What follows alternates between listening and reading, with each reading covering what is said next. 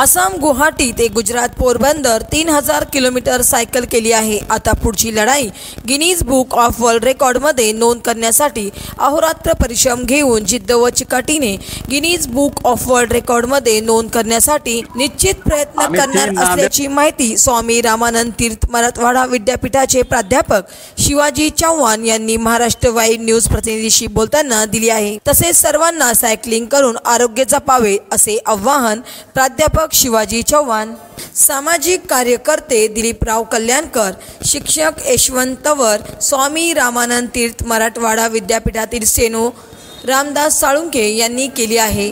Maharashtra vibe news प्रतिनिधी सखाराम क्षीरसागर, अर्धापूर, जिल्हा नांदेड।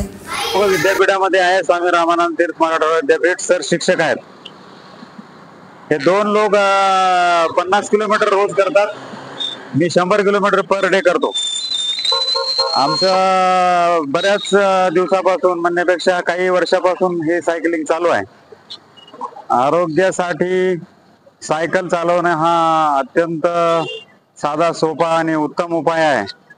व्यसनापासून दूर राहण्यासाठी, आरोग्य आपलं नीट राहण्यासाठी सर्वांनी सायकल चालवावी असा आमचा सर्वसामान्यांना, युवकांना, विद्यार्थ्यांना संदेश राहील।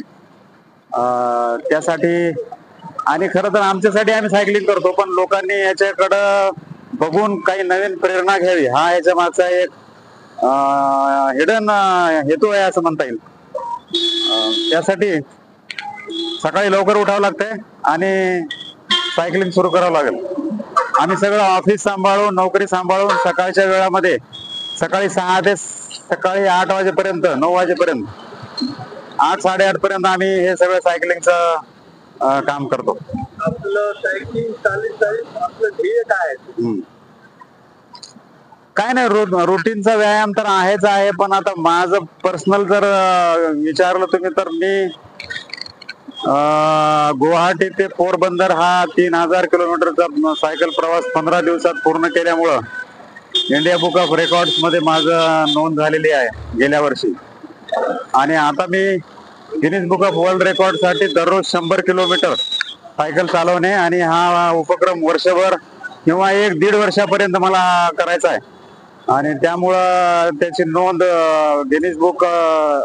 गिनीज वर्ल्ड रेकॉर्ड मध्ये होईल, त्यासाठी रजिस्ट्रेशन केलेलं आहे।